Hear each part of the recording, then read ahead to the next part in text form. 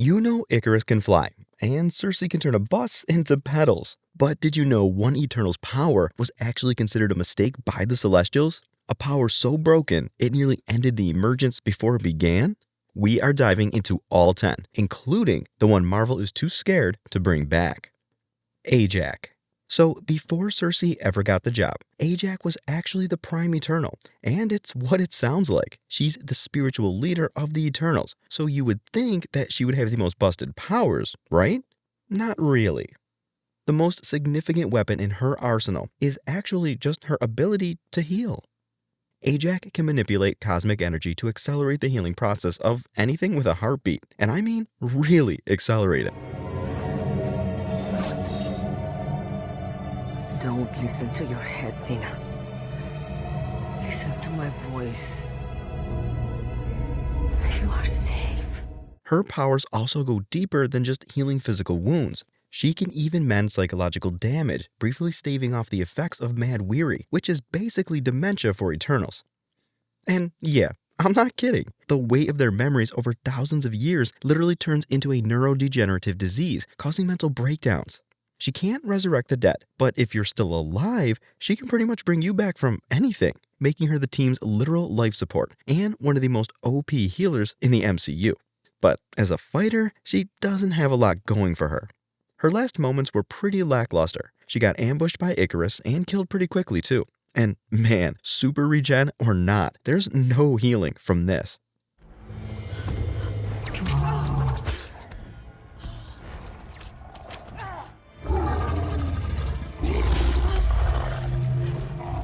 Actually, never mind. I'm pretty sure Deadpool and Wolverine could come back from that.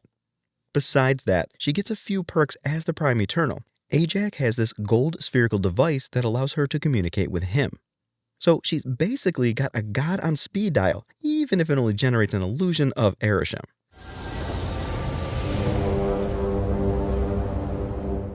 Later on, Sersi inherits this when she becomes the Prime after Ajak's death. Sersi. The next Prime actually has some cool abilities. Sersi's powers are pretty much just manipulating and restructuring the molecular makeup of anything she touches. Sersi can use her energy for transformation. And she can do some real Doctor Strange type stuff with this too. I'm not sure if we're talking black holes, but the range of objects she can transform things into seems limitless. It's kind of similar to reality warping. There's no telling just how big a surface she can transform either, because theoretically, even planets shouldn't be out of the realm of possibility. But we've only ever seen Sersi do small-scale stuff with it. And she doesn't just give the thing a new look, it changes properties too. For centuries, Sersi used this power to assist human progress, turning dry soil into fertile land or transforming basic metals into tools. Sersi thought her powers came with a hard cap though. Believing she was only capable of transforming objects, she limited herself. It wasn't until she did this to a deviant that she realized even living beings aren't off limits, which begs the question, just who and what can she transform?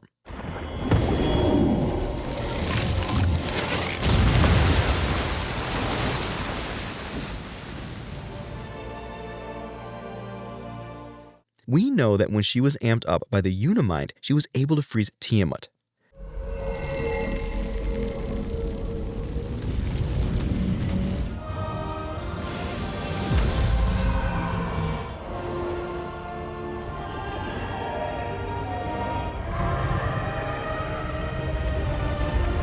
Could she do that to Galactus too? On paper, it's one of the most busted abilities in Marvel, and time will tell if that's true in practice too. Kingo. This guy is basically the gunslinger of the Eternals. Kingo can focus cosmic energy in his fingertips and arms, compressing it into bullets of golden light. These are a lot more than just lasers though. They can pierce through the armored scales of high-level deviants and do some serious damage. This makes Kingo a pretty unique fighter within the Eternals, because he's one of the few in the roster that plays the long-range game really well. What makes him really dangerous though, is how he can charge up his ability. He can rapid-fire small-scale shots to take care of small fry, but he can also charge that energy into one massive blast, Kamehameha style. So he can soften you up with 1,000 small energy shots, or take your head clean off with a big one. The only downside is it takes a pretty long while to charge, and he's totally open while he's doing it.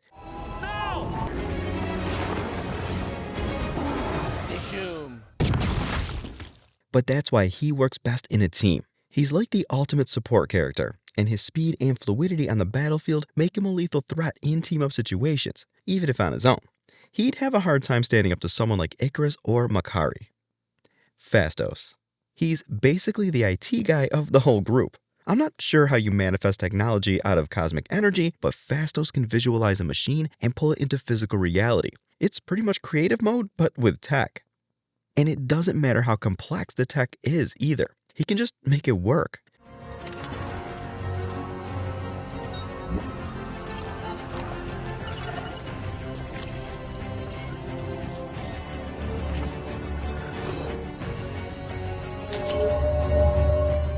From the plow that jump-started human agriculture, to the hand cannons and energy tethers used to restrain Ikaris. Oh no, not so fast. Phastos is pretty much limited only by his imagination and the amount of energy he can channel. What makes him truly broken is how he can work with pre-existing tech though. He can manipulate other machines to enhance or dismantle them, and that includes something as complex as the Uni-Mind. This device allowed all 10 Eternals to channel their power and energy into one singular god-tier output. He's basically a walking sentient supercomputer, and unlike Vision, he doesn't need a Mind Stone to do it either. So how does this look out in the field? Well, this guy relies on force fields for defense and these strange gravitational disks for offense. He can neutralize threats stronger than him without really throwing a punch, and he often relies on manifesting the exact tool needed to win. Ikaris. Ikaris is one of the few Eternals whose power set was designed for pure, unadulterated combat.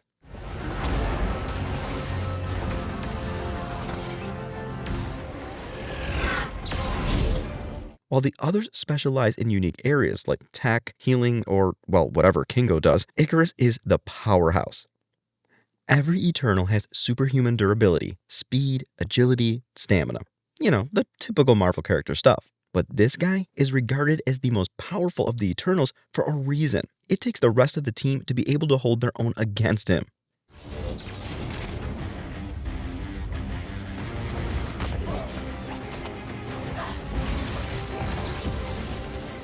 This guy can fly up to space and the sun in what seems to be minutes. And let's just talk about that for a second, because it easily makes him faster than speedsters like Pietro. He'd have to be going at supersonic speeds to exit the Earth in seconds. And in space, he gets to the sun even faster. He can even keep up with Makkari despite her own insane super speed. And let's not forget the Superman eye beams that he uses to decimate deviants. Ikaris is also a soldier at heart. He's torn between his family and the Eternals and being loyal to their creator. Dude's honestly kind of a teacher's pet, but you start to understand him more when you realize that for 5,000 years, he'd been carrying the secret of humanity's impending doom alone. Honestly, in terms of strength, he's only surpassed by Gilgamesh. It's the same with speed. Makkari has a slight edge, but what makes Ikaris really stand out is that he's more or less a perfect all-arounder. While the others have one thing going for them, Ikaris can do it all at the same level of his teammates. On top of that, he's been fighting for thousands of years, which gives him a level of mastery similar to Thor's. Thanks to his flight and eye beams, he's also got aerial range and can fight on pretty much any level. It's no surprise that he's able to contend with Thena, who herself is regarded as a goddess of war.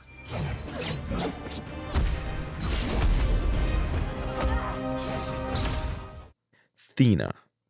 Aside from Ikaris, Thena's definitely the top fighter in the whole group. It's not really because of raw power or versatility like with Ikaris though. It's because she's literally a walking, talking arsenal of energy weapons.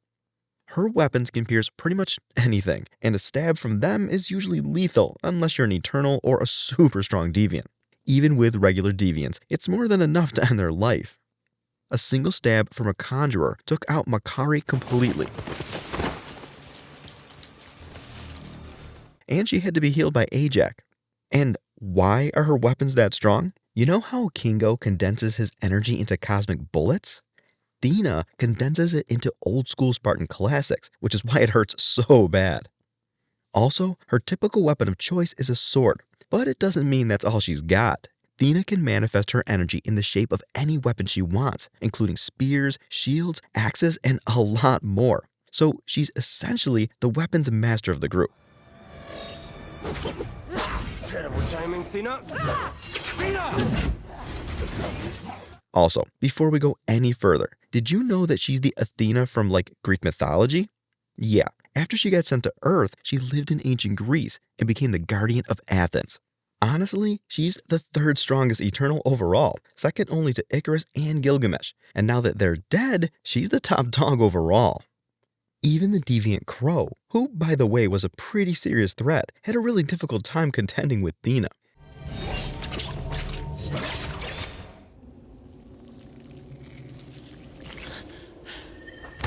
She also held her own against Ikaris fairly well. Even if she did lose in the end, she managed to hurt him. And you have to remember, it took a son to kill this guy. And it's not just her ridiculous base stats and her incredible weapons though.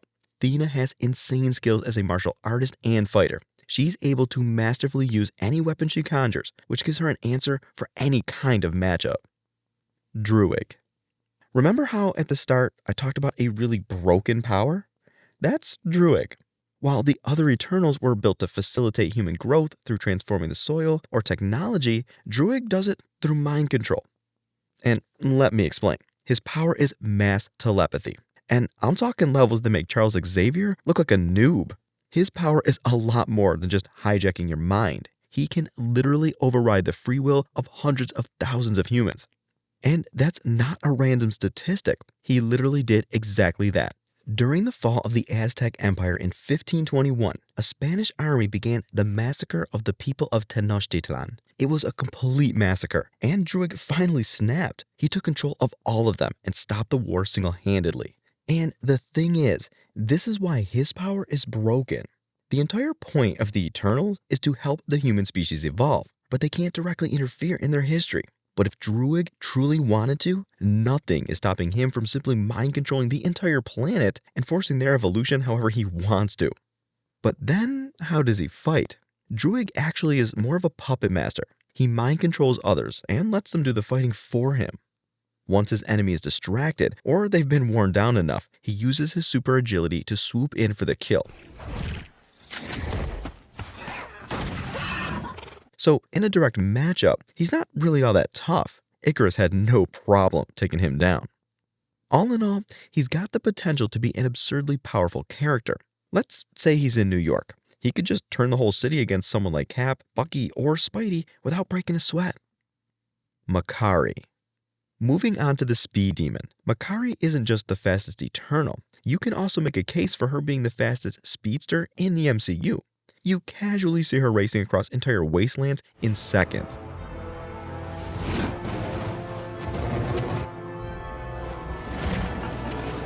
If not the fastest, certainly one of the strongest, because on top of her speed, she hits like a truck moving at 1,000 miles per hour. Makkari can actually generate shockwaves because she's literally breaking the sound barrier with her speed, and these cause heavy damage. They're able to blow deviants several feet away. And even if she doesn't hit you with that kind of force, she's still an Eternal, moving faster than the eye can see. Her normal blows deal incredible damage too. Plus, Makkari has the same experience and raw physicals that the rest of the heavy hitters like Thena, Gilgamesh, and Ikaris have. You really see the difference when you compare her to a speedster like the MCU's Pietro, who just doesn't have the experience to utilize his ability properly. On top of all of that, she can also sense the tiniest vibrations in the area. That's how she figured out that the kid was about to get flattened and rushed over to save her. Thanks to her super senses, she's able to understand everything that goes on around her. It's also what gives her incredible control over her speed. Her spatial awareness is way above ordinary, even for Eternal standards. One of Makkari's best displays is throughout the Ikaris fight, where she put a pretty serious beatdown on him. I mean, sure, it didn't do much, but slamming him into and then dragging his face across a cliff? Brutal. But the most impressive thing we see is her sheer control over her abilities. In that same fight, she starts to really show her battle IQ. First, she dodges every single one of his beams while speeding towards him. Then, she pretty much pounds him into the cliff with a rush of combos. And if all that wasn't enough, she launched 2 point-blank shockwaves at him. Plus, earlier on, she uses her speed to send dust flying to blind Ikaris' vision, which completely shuts down his laser beams. She also created a vacuum to isolate Crow and drain the oxygen in the area. And that's not super speed, that's just her being really, really smart in a fight. Gilgamesh. If it's physical strength, Gilgamesh is the strongest, and there is no question. His power is far more refined than simple brute force. He utilizes his energy to amplify those golden gauntlets of his, giving him the punching power of someone like Hulk or Thor. Gilgamesh's gauntlets are actually a part of a larger exoskeleton that he projects around himself using his cosmic energy. So not only is he the strongest out of them, he's also one of the most durable. There's a reason why he was the one who took care of Thena during her space dementia episodes. He's the only one that could survive Thena that was fighting to kill.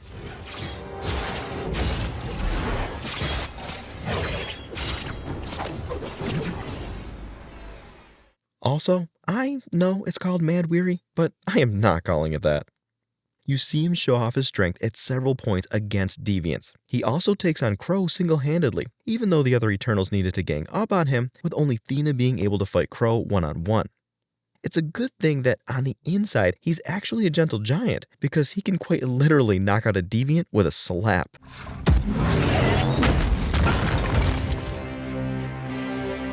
So, how is it that he ended up dead? Well, it wasn't a fair fight. Crow ended up killing Gilgamesh, but he was completely distracted because of the unconscious Thena, who was still suffering from, space dementia. And a lot of people argue this, but do you guys not remember the total thrashing he gave to Crow just minutes before he died? Does this look like someone who was losing to you?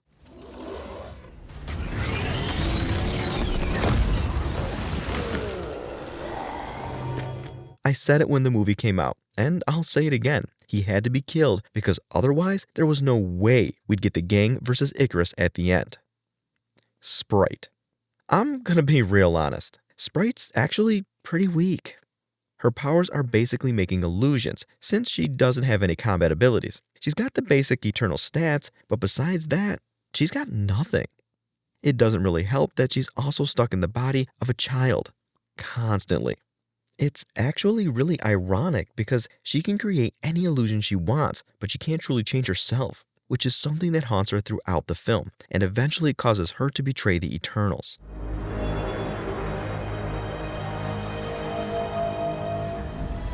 I'm sorry, Sersi.